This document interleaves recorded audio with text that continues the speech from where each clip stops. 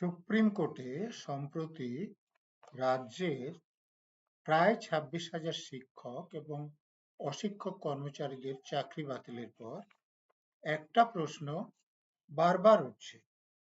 বৈধভাবে যারা চাকরি পেয়েছিলেন তাদের চাকরি বাতিলের দায় কার? নিঃসন্দেহে বৈধভাবে যারা চাকরি পেয়েছিলেন তাদের চাকরি বাতিলের দায় তাদের নয়। দায় রাজ্যের শাসক দলের সর্বোচ্চ নেত্রী তথা মুখ্যমন্ত্রী তথা পুলিশ মন্ত্রী মমতা ব্যানার্জি এবং তার ঘুষখোর সাঙ্গপাঙ্গদের।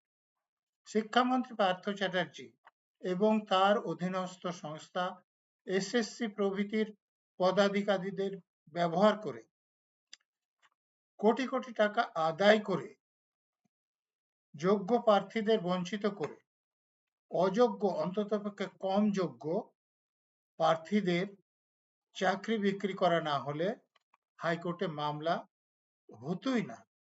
আবার হাইকোর্টে মামলা হওয়ার পরও যারা বৈধভাবে নিযুক্ত হয়েছেন এবং যারা অবৈধভাবে নিযুক্ত হয়েছেন তাদের তালিকা কোর্টে দাখিল করলে যারা বৈধভাবে চাকরি পেয়েছেন তাদের চাকরি বাতিল হতো না। অতএব চাকরি বাতিলের সম্পূর্ণ দায় রাজ্যের মুখ্যমন্ত্রী মমতা ব্যানার্জি এবং তার ঘুষখোর সাঙ্গপাঙ্গদের।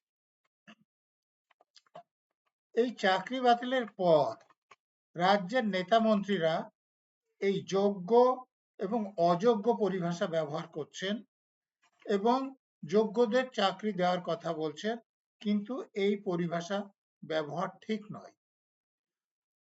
হাইকোর্ট যে চাকরি বাতিল করেছে সেটা যারা অবৈধভাবে চাকরি পেয়েছেন তাদের, যারা বৈধভাবে চাকরি পেয়েছেন তাদের থেকে আলাদা করা যায়নি বলে, অর্থাৎ যাদের চাকরি বাতিল হয়েছে তাদের মধ্যে কেউ কেউ আছেন যারা বৈধভাবে চাকরি পেয়েছেন আর কেউ কেউ আছেন যারা অবৈধভাবে চাকরি পেয়েছেন। হাইকোর্টে মামলা হলে কোর্টের নির্দেশে সিবিআই কিছু সংখ্যক প্রার্থীর বিরুদ্ধে প্রমাণ জোগাড় করে কোর্টে তাদের তালিকা দিয়েছিলেন যে এরা অবৈধভাবে চাকরি পেয়েছে। এসএসসি এটা অস্বীকার করতে পারেনি যে এরা অবৈধভাবে চাকরি পেয়েছেন। এসএসসি এটাও অস্বীকার করতে পারেনি যে সিবিআই যাদের চিহ্নিত করেছে তাদের বাইরে যারা আছেন তাদের মধ্যে অবৈধভাবে চাকরি পাওয়া শিক্ষক নেই। ফলে কোর্ট বৈধভাবে চাকরি পাওয়া এবং অবৈধভাবে চাকরি পাওয়াদের যেহেতু আলাদা করতে পারেননি, সেই জন্য অবৈধভাবে চাকরি পাওয়াদের সঙ্গে সঙ্গে বৈধভাবে যারা চাকরি পেয়েছেন তাদের চাকরিও বাতিল করেছেন। প্রশ্ন উঠতে পারে যে যোগ্য হয়েও কি অবৈধভাবে চাকরি পাওয়া যায়? অবশ্যই পাওয়া যায়। কেউ যদি অযোগ্য হয় তাহলে সে বৈধভাবে চাকরি পেতে পারে না, কিন্তু কেউ যোগ্য হয়েও তার থেকে যোগ্যতর কোনো প্রার্থীকে বঞ্চিত করে অবৈধভাবে চাকরি পেতে পারে এবং এই নিয়োগের ক্ষেত্রে সেরকমই হয়েছে।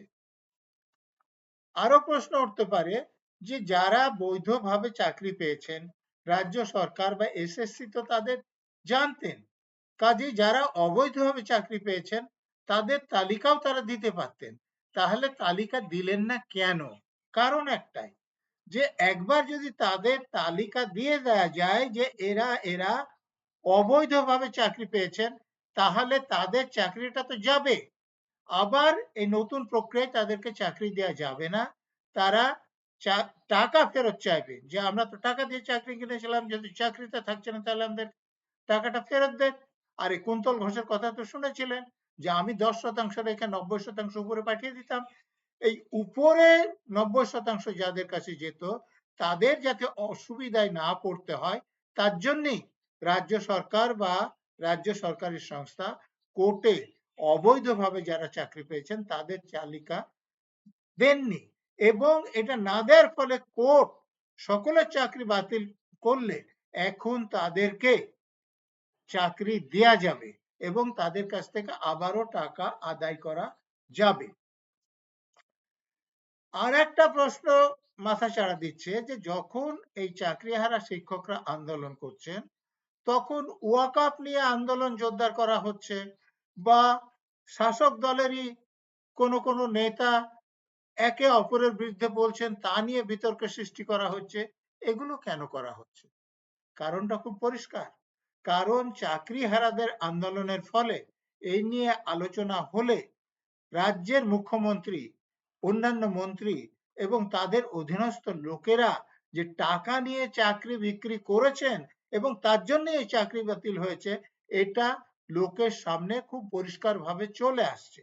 কিন্তু অন্য ব্যাপার নিয়ে আলোচনা হলে তাদের এই নগ্ন চেহারাটা পরিষ্কার হবে না। সেই জন্যই অন্যদিকে ঝামেলা সৃষ্টি করে আলোচনাটার গতিপথ পাল্টে দেওয়ার চেষ্টা হচ্ছে। নমস্কার।